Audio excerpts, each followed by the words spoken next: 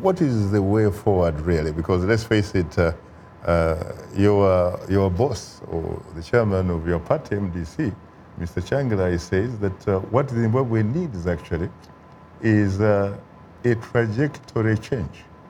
Is this a trajectory change? Well, it's not quite a trajectory change because, like you've mentioned, that it's the military is heavily involved, and it cannot really be the change that we want. But if we look at the other pros now, because Zimbabwe, has been a country that has really been going down for the past 37 years, really regressing, let me put it that way. Really? When other countries, our neighbors, have been progressive, especially when you look at Botswana. When you look at Zimbabwe 37 years ago, where Botswana was, and 37 years later, where Botswana is today, they've shown signs of progressiveness because, of the way they run their government and transparency to be able to build their country. And we've seen that their resources have actually helped their citizens, go abroad to get an education, you see, which is exactly what we want for Zimbabwe and all of Africa, really, to be able to utilize our resources to be able to provide for our people.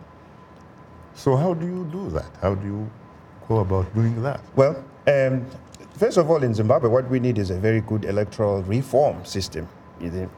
And in every African country, when we actually really spend time as Africans to engineer an even a playing platform, okay, where we have a political, essentially what you are saying is a political platform that is leveled. Right? That is level, yes, to where we don't have repressive laws that hinder media from being able to broadcast and be able to provide objective assessments to anything that is going on in the country, impeding journalists to be able to practice their professions, you understand?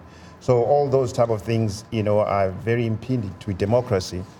And in Zimbabwe, what we need really is that, to have good, free and fair elections. And we're hoping that this new president, Mnangagwa, he has mentioned that, his epithet is to be able to provide, make sure that there is a good provision for free and fair elections in Zimbabwe.